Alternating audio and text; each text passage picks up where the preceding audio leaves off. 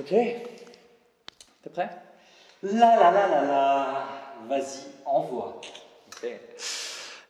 Salut, c'est Clément, je suis avec Selim de Art de Séduire, celui par qui vous avez probablement tous commencé. Et ça te vieillit? C'est ça, pour le moment là je me dis ouais j'essaie de camoufler les cheveux blancs, on essaie de trouver le bon éclairage, mais ouais ça commence à faire depuis 2010, donc là on est en 2018, ça commence à faire.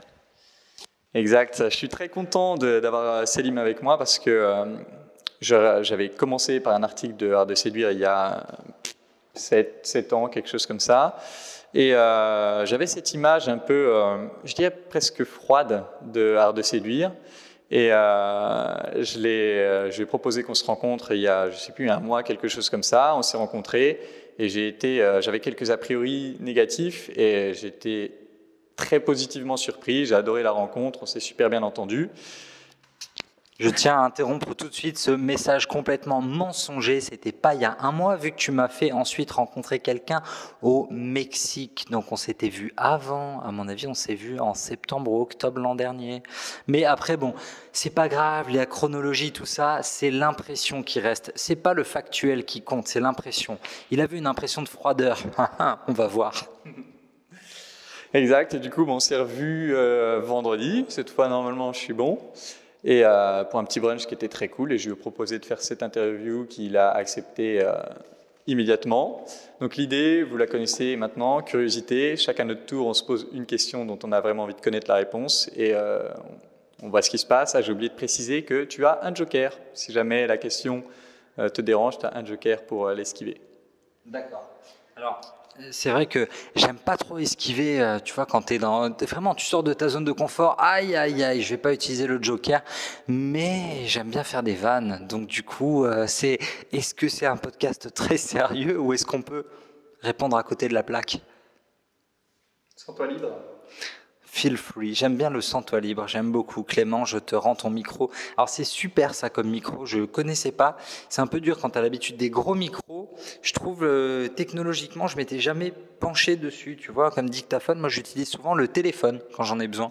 Du coup, ce sera un peu plus gros. Merci beaucoup pour la découverte. Ok, donc on est prêt. On a un gardien du temps. 30 minutes environ. Et on voit. Et du coup, je vais commencer parce que c'est moi qui décide. Et alors, qu'est-ce que j'aurais vraiment envie de savoir sur toi là?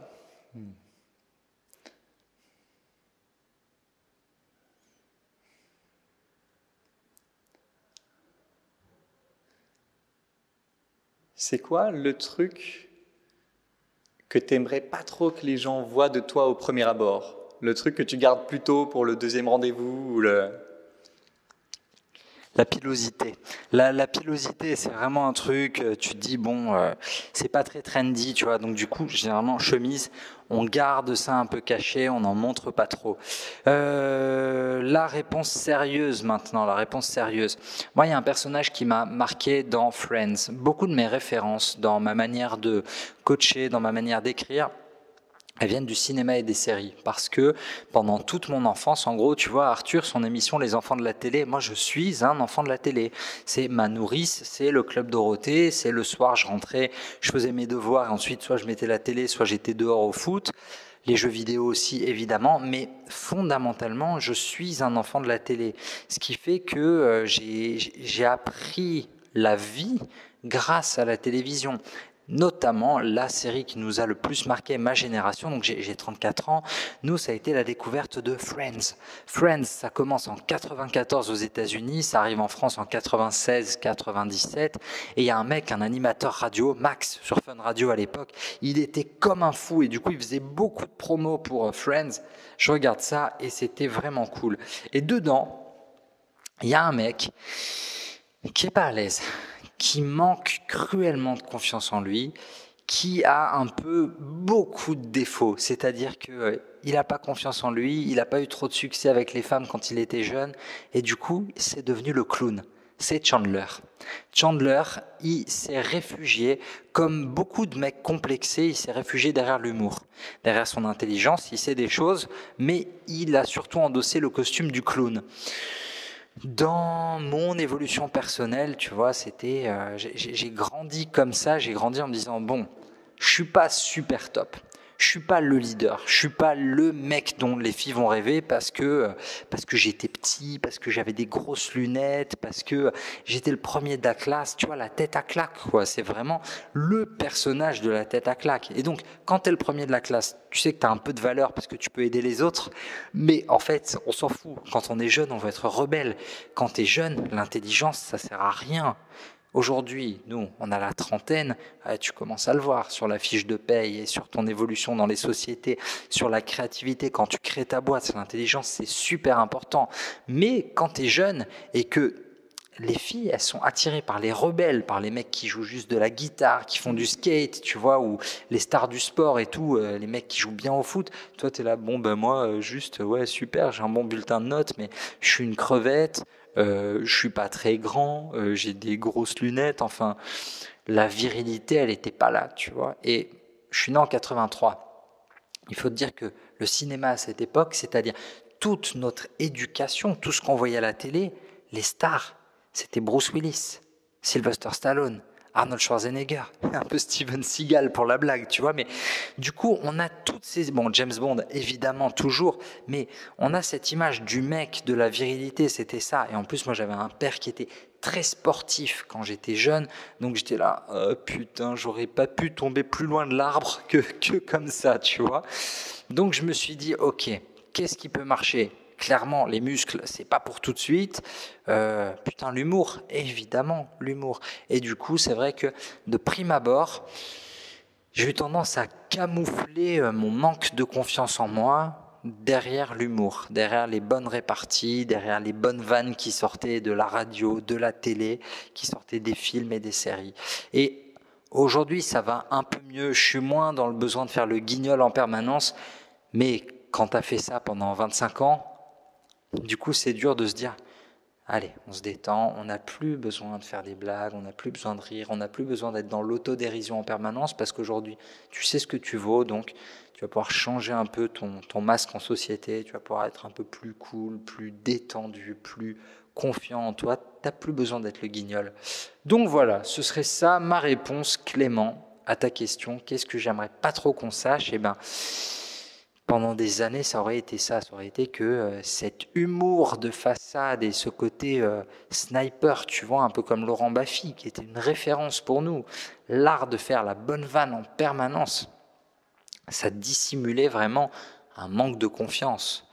Et heureusement, ensuite, tu rencontres des filles qui te font comprendre que t'inquiète, on t'aime, tout va bien, t'es pas obligé de parler en permanence, tu peux te taire, tu peux apprécier un silence.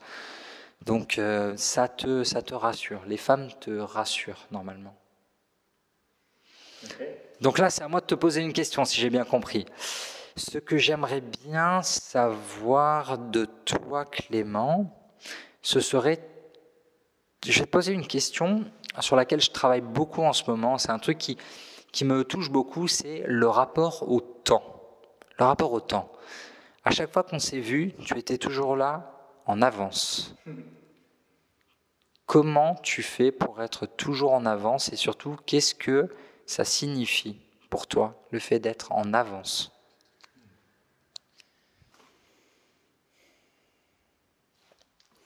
Alors quand tu me dis ça, je me dis, j'aime pas être en retard. J'aime pas que les gens soient là et que j'ai pas été là.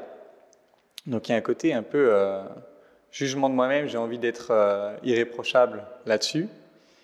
Et je déteste aussi que les... Ah non, voilà, je pense que c'est ça la bonne réponse. C'est que je déteste perdre mon temps à cause de quelqu'un d'autre. C'est un truc qui va me rendre fou. Si on arrive en retard quelque part et que c'était pas ma faute, que c'était parce qu'un tel traînait, ça va me saouler de ouf. Je vais vraiment m'en vouloir et m'en vouloir d'être limite jugé pour ça alors que c'était pas ma faute, etc. Et pour moi, l'idée de perdre du temps, c'est un truc qui m'obsède parce que depuis que j'ai 4 ans, je pense, depuis cette saloperie de Roi Lion, je suis traumatisé par qu'est-ce qui va se passer quand je disparais. Mufasa, en plus, il se fait tuer par son frère. Le coup de traître. il tombe, il meurt, il y a le petit Simba qui le regarde et qui constate qu'il est bien mort, et merde, on meurt en fait. Et du coup, depuis 4 ans, je me rappelle vraiment être dans mon lit avec ma petite peluche, essayer d'imaginer ce qui se passe quand tu meurs, et de me mettre à pleurer, tu vois, c'était dur.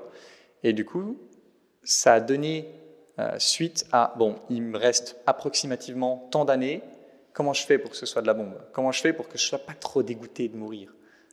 Et du coup, ça passe par le fait de ne pas gâcher son temps, d'être sûr que chaque minute a compté. Et du coup, en conséquence, je n'arrive pas en retard à un rendez-vous parce que je ne veux pas rater le rendez-vous. Je ne veux pas, imagine, j'arrive en retard, le mec s'est cassé. Non seulement j'ai perdu son temps à lui, mais j'ai aussi gâché le mien. Et non, je veux profiter de chaque truc. Je veux que si un jour je meurs, je me dis, ça va. Là, c'est bon, ça fait chier, mais ça va. Et du coup, je pense que c'est ça, mon rapport au temps, c'est il m'en reste tant, merde. Pour l'instant, c'est plus anxiogène. J'essaie de le travailler, je n'avance pas beaucoup.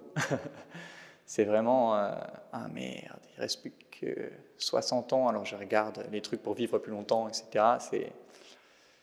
C'est pesant. C'est pesant. Merci. Merci pour la question. Alors, à moi.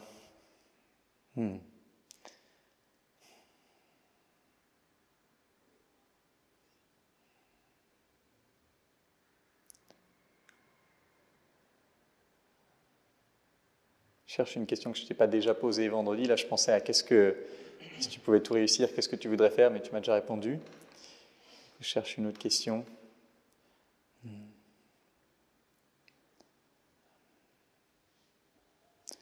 C'est quoi le truc qui te paraît le plus dur aujourd'hui dans ta vie? Le truc qui te challenge le plus, le truc qui te prend plus la tête? Le truc qui me prend le plus la tête aujourd'hui, il est assez facilement identifiable pour moi parce qu'il est en lien avec la question précédente en fait. C'est la gestion du temps. Alors, moi j'étais un peu plus âgé que toi au moment où Mufasa est mort, j'avais 10 ans. Tu vois, donc j'avais déjà été confronté à d'autres histoires au préalable. Donc c'est pas forcément sur le Roi Lion que je me suis rendu compte que le temps passait vite. C'était des morts plus concrètes dans ma famille. Et du coup aujourd'hui voilà, moi je prends le chiffre, je me dis ok, les hommes on meurt à 74 ans, les femmes à 82, j'ai 34 ans, il me reste donc 40 ans à vivre. Bon, en espérance de vie moyenne, ok. Aujourd'hui, j'ai envie de faire tout. J'ai envie de tout réussir, tous les projets qu'on m'apporte. J'ai toujours cet esprit qui veut tout faire et c'est pas possible. J'ai la chance d'évoluer au contact de personnes qui sont douées dans de multiples domaines et j'adorerais pouvoir faire comme elles. J'adorerais réussir à être à la fois chanteur et acteur et faire de l'huile d'olive ou avoir réussi à lancer Art de séduire et d'autres sites qui cartonnent en ce moment. C'est pas le cas. C'est pas le cas, donc du coup je me dis bon, tu diffuses ton énergie, tu as plusieurs missions, tu es sur plusieurs jobs à la fois et clairement ça va pas. Il y a un livre qui m'a marqué très clairement que j'ai lu l'an dernier. C'est Essentialism de Greg McKeown, en français donc essentialisme, vous enlevez juste le E. Il fait un schéma qui résume très très bien tout mon souci de diffusion d'énergie. Ton énergie, vous faites un cercle et boum, tu fais une flèche, tu es concentré sur un objectif. Ton énergie, elle va dans une direction, tu vas beaucoup plus loin, tu es beaucoup plus fort. Moi, aujourd'hui, je suis le schéma d'à côté, le schéma où il dit, les gars, arrêtez de faire ça. C'est un schéma où c'est le même cercle, tu as le même montant d'énergie, tu as le même niveau d'énergie, mais tu en mets un peu là, un peu là, un peu là, un peu là, et les flèches, elles vont vachement moins loin. Ce qui fait qu'on pourrait réussir des trucs de fou avec Art de séduire, mais j'aime tellement toucher à tout que je préfère prendre d'autres missions plutôt que de me dire dans ma tête, ok, tu vas faire des trucs merveilleux sur un domaine. Je me dis, ouais, mais j'aimerais bien faire ça aussi un peu pour la variété des missions, tu vois. Et ça, je pense que c'est un véritable souci générationnel. Alors, tu as des personnes, effectivement, c'est une question de tempérament, une question de caractère. Tu as des mecs qui vont se concentrer très bien sur leur taf, qui vont adorer et qui ne vont pas en dévier. Steve Jobs, il disait quoi? Il disait en fait, Le plus dur, c'est pas tellement de savoir saisir les bonnes opportunités, mais c'est de savoir dire non et refuser d'autres bonnes opportunités aussi pour te concentrer sur celles que tu as déjà.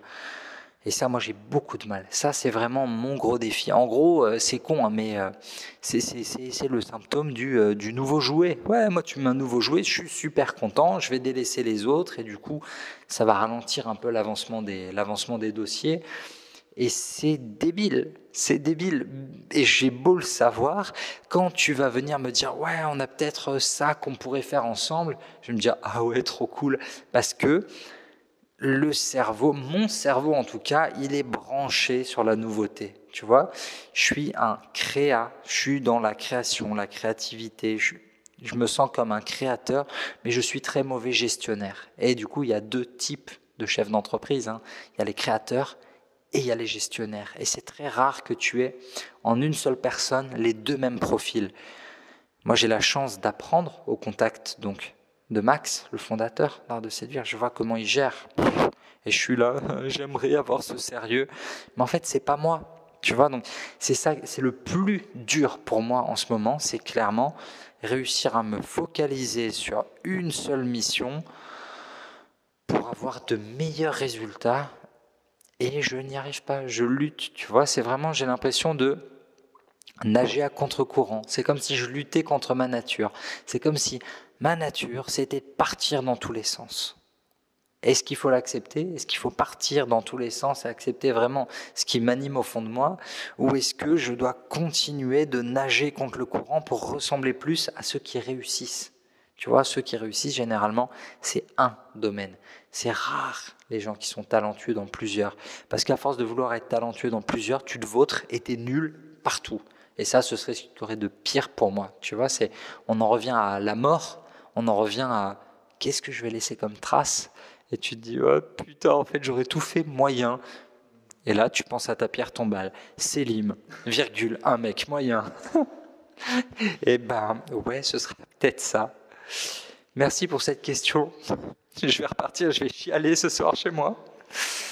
Une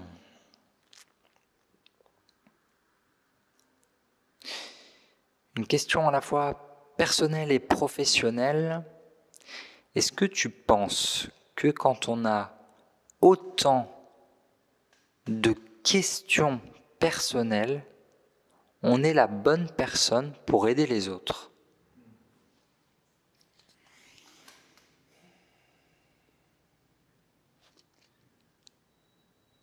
En fait, le premier truc qui me vient, c'est le job du coach, c'est de poser les bonnes questions. Du coup, si j'ai plein de questions, c'est plutôt positif. Et le truc que j'ai beaucoup expérimenté, c'est aussi un truc que j'avais appris d'un coach qui s'appelle Rich Litvin. Il a un livre qui s'appelle The Prosperous Coach.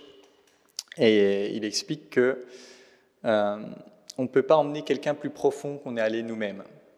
Et j'ai l'impression que mon obsession de ces 26 dernières années pour la mort, ça fait que j'ai vraiment beaucoup réfléchi à ces questions-là. J'ai vraiment posé des questions, répondu à ces questions, reposé des nouvelles questions. J'ai ce cycle. J'ai, je dirais, développé beaucoup d'empathie à cette douleur finalement existentielle que tout le monde a. Et j'ai l'impression que ce que ça m'apporte, c'est vraiment la capacité à me connecter à ce que l'autre vit, à le ressentir en moi, et à me dire, ok, c'est quoi la bonne question dans cette situation? Et j'ai l'impression que ça fait de moi vraiment un meilleur coach parce que j'arrive... En fait, quand je suis en coaching, je me dis, mais comment on coach en fait? Je ne sais pas. Et le mec, il arrive, je me dis, merde, attends, qu'est-ce que je dois faire déjà? Et en fait, j'arrive toujours à un moment donné à poser la bonne question, la question qui fait boum. Et au début, je me disais, ouais, mais c'est de la chance. Sauf que quand tu as de la chance à chaque fois, ou d'un moment, je ne saurais pas trop comment l'expliquer, mais j'ai l'impression que c'est ça en fait. C'est la capacité à vraiment être en empathie avec l'autre qui va me faire sortir la bonne question de nulle part. J'ai l'impression que c'est l'idée de cerveau droit, cerveau gauche. Mon cerveau droit, si je me connecte bien, il sait quelle est la bonne question, quelle est la bonne direction. Et tous ces questionnements ont fait que j'ai l'impression que je suis plus à même d'accéder à cette partie de moi qui va me dire, boum, si je lui pose telle question, qu'est-ce qui se passe? Après, je pense que c'est plus une question de marketing. On a plus tendance à vouloir suivre un mec qui a réussi ce qu'on veut réussir. Logiquement, le mec, il est prouvé qu'il est bon dans ça. Et je pense que ça peut freiner du coup d'un point de vue marketing, mais moi je me dis, c'est pas grave, si je suis bon, ça se fera. Ça se fera, les gens se transmettront, et c'est plus un problème moi avec moi-même. C'est-à-dire qu'il y a des moments, quand je n'ai pas coaché depuis un moment parce que je suis parti en vacances, le premier mec qui arrive, je suis là, oh non, qu'est-ce que je vais faire? Je ne sais plus comment on fait, je stresse. Et souvent, je foire le premier, et du coup le deuxième, je me dis, bon, bah écoute, lâche tout, et tu verras bien ce qui se passe, et c'est là que je redeviens bon. Donc c'est une sorte de guérilla constante de moi envers moi, mais en termes de mon travail de coaching, j'ai l'impression que c'est positif. Et que si j'avais le choix d'appuyer sur un bouton et que ça disparaisse, je ne le ferais pas, parce que je pense que je serais moins bon, voire même je m'en foutrais. Mais ouais, bonne question. À moi.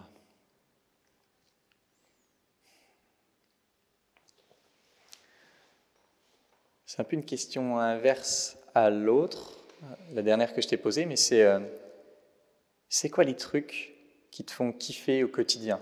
C'est-à-dire pas le truc extraordinaire, le voyage à New York, mais les trucs du quotidien qui te font dire ah, c'est cool de vivre cette vie. Alors, là, pour toutes les personnes qui regardent l'interview, il faut comprendre un truc. Nous, on l'enregistre, c'est un dimanche soir. Il est probablement aux alentours de 18h15 et je suis debout depuis 6h30 ce matin. Et j'étais super content. Pourquoi la vie, elle vaut le coup d'être vécue? Qu'est-ce qui me fait kiffer? C'est qu'on est le week-end. Hier soir, je ne suis pas sorti, alors que j'avais un barbecue chez un pote, 2 anniversaires, et un autre qui voulait que je l'aide à aborder des groupes de Suédoises. Il m'a envoyé un compte-rendu ce matin, c'était assez intéressant. Je suis resté à la maison hier soir et j'ai regardé Black Panther pour me préparer pour regarder Avengers, genre, tu vois, le prochain qui sort, dont j'ai perdu le titre. Attends, le MCU, le Marvel Cinematic Universe, Infinity War, ok? Ces gens, ils ont passé, en termes de storytelling, ils ont passé 8 ans à nous présenter tous les protagonistes pour arriver enfin à la sortie du film qui arrive mercredi. Donc ça va être normalement une tuerie. Bon, et ben hier soir, j'ai fait le choix de regarder Black Panther. Je trouvais ça pas trop, c'était pas ouf. Je me suis couché, il était peut-être minuit et quart, minuit et demi, j'ai lu un peu. Et ce matin, réveil naturel à 6h30. J'étais trop content. J'étais tout seul. Je me suis levé. Je suis parti marcher pendant 1 heure jusqu'au bureau. Je suis arrivé au bureau, je me suis fait mon café, tranquille. Et il n'y avait rien qui pouvait troubler en fait ma tranquillité. Si tu veux, j'adore quand la motivation, elle vient de l'intérieur. Il y a des jours où tu dois faire des choses, ok?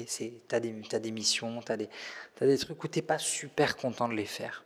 Mais dans tous les jobs, même le travail, tu as la chance de faire le job qui te plaît, j'ai la chance de faire le job qui me plaît.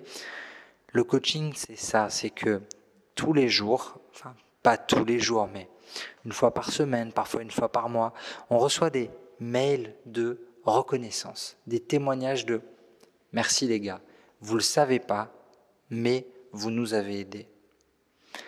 Quand tu lis ça, tu arrives au bureau un dimanche matin, tu es là, et le mec te dit « Les gars, grâce à vous, hier soir, j'ai testé ça a marché du feu de Dieu », tu es là, tu te dis « Bon, eh ben, je sais pourquoi je suis là ce matin ».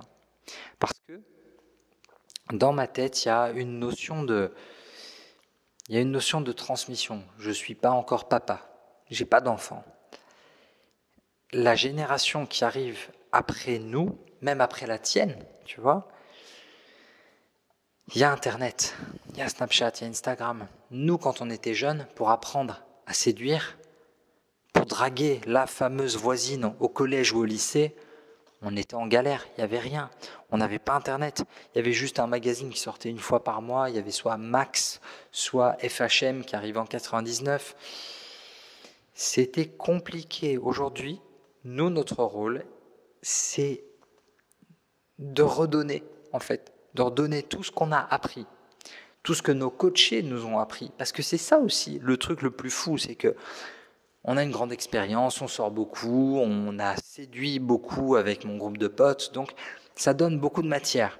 Sur le forum, ça donne beaucoup de matière. Mais le plus intéressant, c'est les histoires des coachés, parce qu'à chaque fois, tu te remets à leur niveau de plus ou moins débutant et t'entends des histoires de fous. Et c'est cette histoire, en fait, qui va vraiment toucher ton lecteur.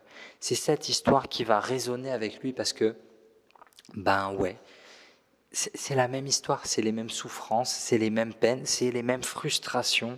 Et c'est pour ça que moi j'adore quand, tu vois, alors là la personne qui garde le temps, c'est un coaché qui est caché juste derrière et on parle beaucoup, même si on n'est pas en séance de coaching, on parle beaucoup parce que les mots qu'il utilise, c'est ensuite les mots que nous on peut réutiliser pour parler à nos coachés, pour parler aux lecteurs. Et pourquoi je me lève le matin? En gros, c'est ultra. Enfin, j'aime beaucoup ta question parce que pendant des années, j'ai été plutôt du soir, tu vois, sur la partie. J'étais organisateur de soirées, donc je sortais beaucoup et j'attendais avec impatience cette nouvelle rencontre qui changerait ta vie, tu vois. Mais au moment où tu comprends que c'est pas les rencontres qui vont changer ta vie, c'est toi, c'est ton travail, c'est vraiment ce que tu produis pour les autres, c'est pas l'inverse. À ce moment-là, je suis redevenu un peu plus du matin. Et aujourd'hui, je me lève avec grand plaisir. Je me lève en général 1 heure avant la personne qui partage ma vie. Et de temps à autre, le matin, je la vois se lever, genre « Ah non, pas envie d'y aller ». Alors que moi, je suis déjà là « On y va, encore une nouvelle journée, encore des nouveaux projets ». Elle me regarde genre « Mais t'es un grand malade ». Je vais pas te dire que c'est tous les jours la fête non plus, mais j'ai de la chance de me lever genre 6 jours sur 7 en me disant « Yes, c'est cool, je sais pourquoi je fais ça, je sais ce que je vais leur donner aujourd'hui, je sais à quoi ça sert. » C'est un peu, tu sais, cet équilibre de la balance karmique, en fait. C'est comme si tous les jours, moi, quand j'allais bosser, je remplis mon compte en bonne action. C'est que du positif, je donne que du positif. Un jour, ça reviendra. Je ne sais pas sous quelle forme, et puis ça revient déjà en fait. Quand tu aides, tu le sais, tu te sens mieux. Tu te sens apaisé, tu as fait une bonne journée, tu as aidé les autres, tu te sens vachement mieux. J'ai travaillé dans des grandes entreprises, dans des grands groupes, que ce soit General Electric, Schneider Electric, j'ai bossé pour des boîtes de consulting, j'ai bossé dans l'automobile avant ça. C'est déshumanisé. Ton boulot n'a aucun sens. Et c'est ça le grand défi des entreprises aujourd'hui, c'est comment tu fais avancer tes équipes alors que tu sais que tu n'es qu'un pion. Quand moi j'achetais du plastique pour les feux arrière des voitures, ouais, bon bah que ce soit moi ou un autre, je me sentais pas super valorisé. Donc tu vois, c'est au quotidien, tous les matins, j'y allais avec une mauvaise raison, une mauvaise énergie. Il faut que j'y aille parce qu'il faut que je fasse de la thune, parce qu'il faut que je rembourse ma banque pour le prêt étudiant. C'est de la très mauvaise énergie et tu peux pas vivre toute une vie comme ça. C'est usant. Mentalement, c'est éreintant. Aujourd'hui, avec un job dans lequel je donne, mais je me lève beaucoup mieux tous les matins. Et c'est ça le plaisir en fait. Je me rends compte que j'ai complètement dévié par rapport à ta question de départ, mais du grand bonheur. Vraiment beaucoup de plaisir.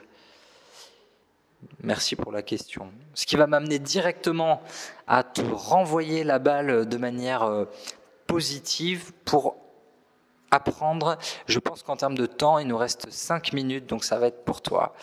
Tu sais, c'est le jeu où tu dois te faire passer une bombe, et c'est le dernier qui a la bombe qui explose. Ton plus grand bonheur sur ton expérience de coach, il est venu d'où? Ta plus belle expérience?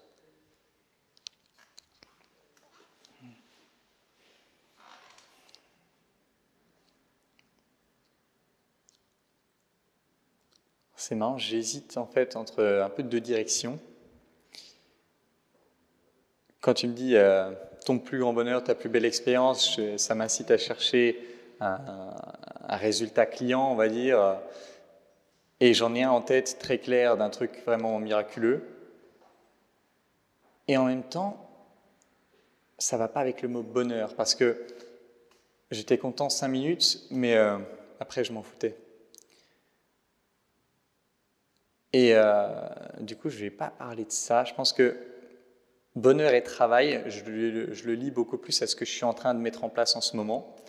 C'est-à-dire que je me suis rendu compte que ce qui me nourrit le plus en termes de bonheur, outre les relations générales, c'est le fait, je me sens comme un peintre. Une peinture là, je me sens comme un peintre sur ma chaîne YouTube et sur mon site perso.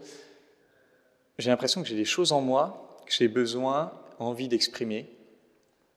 Et du coup, quand je fais une vidéo, c'est un peu « Ah, j'ai ce truc-là », je le peins, je l'exprime. Et je me suis rendu compte assez récemment que quand j'essaie d'aider les autres, quand je fais par exemple une vidéo en me disant « Tiens, je vais aider les autres », ça va me motiver, je vais réussir à le faire, mais ça ne va pas être mes meilleures vidéos, ça ne va pas être mon meilleur contenu. Le contenu, quand je le fais, je me dis « Ça, c'est du lourd », c'est quand j'avais un truc en moi et que j'ai réussi à le transcender pour en faire quelque chose de beau, quelque chose qui va aider, mais qui vient d'abord de moi. Et par exemple, dernièrement, j'ai fait une vidéo de 19 minutes qui s'appelle « Je me sens mal » et où j'explique, j'étais en Indonésie, j'ai eu un gros coup de mou, j'ai déprimé de ouf le 3e jour que j'étais là-bas. Et c'était « Ah, il y a ce truc qui est dur. Ce truc qui est dur, qui est présent en moi. Ce n'est pas l'image du coach super fort, mais c'est réel, c'est là, c'est en moi. Comment est-ce que je peux utiliser ça pour le retranscrire en quelque chose de beau qui va peut-être que 99% des gens qui vont regarder cette vidéo en auront rien à foutre et vont arrêter à la 30e seconde parce qu'ils vont se dire « Ah, c'est ennuyeux ». Mais peut-être qu'il y a un mec qui va être là dans cette même douleur, qui va regarder la vidéo et ça va faire « boum ». Là, il va se dire « Mais c'est exactement ça ». Et c'est ça mon bonheur. Quand j'arrive à trouver des sujets qui sont vraiment présents en moi, que j'ai envie d'exprimer, que j'arrive à exprimer d'une manière qui me parle. Et comprendre ça fait que c'est réplicable. Après, j'essaie vraiment, là, ce type de vidéo, c'est ça. J'ai pas envie de faire une interview où je te dis quelle est ta vision de la séduction dans la rue. Ce qui m'intéresse, c'est qui Selim. Ça, c'est ce qui est présent en moi. Ça, c'est ce que j'aurais envie de savoir de toi. Et du coup, je me dis, ces vidéos, il y a de grandes chances que ça n'intéresse pas grand monde.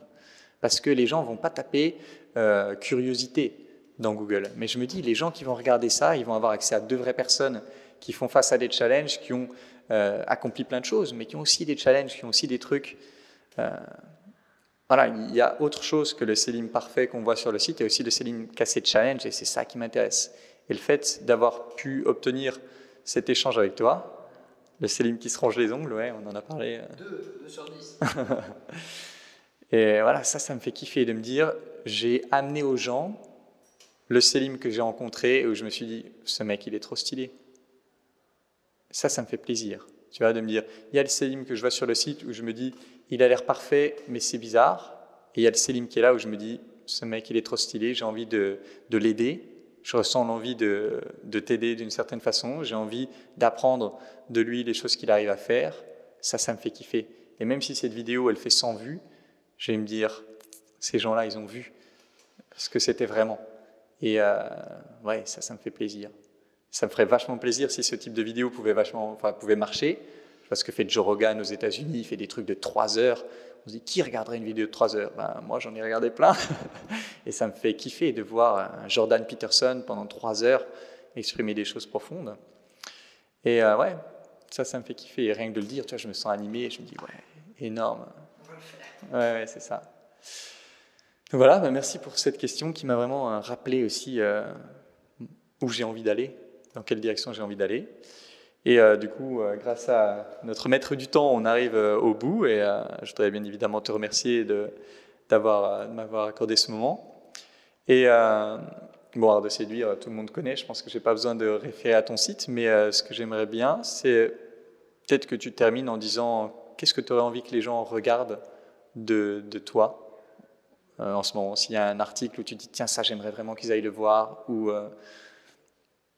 quelque chose. Alors là, c'est assez marrant parce que sur les délais, ça va dépendre du moment où tu mets en ligne la vidéo. Mais si vous regardez la vidéo à partir de juin 2018, jetez un coup d'œil à la chaîne et il devrait y avoir quelques nouveautés, notamment en ce qui concerne l'art d'aborder partout, tout le temps, sans harcèlement. Parce que le harcèlement, on n'en veut pas. C'est mal. Le harcèlement, c'est mal. Merci beaucoup, Clément. Ok, merci Selim. Et je vous invite à partager cette vidéo si elle vous a plu, si elle vous a parlé. Et puis en attendant la prochaine, je vous embrasse et je vous dis à bientôt. Ciao.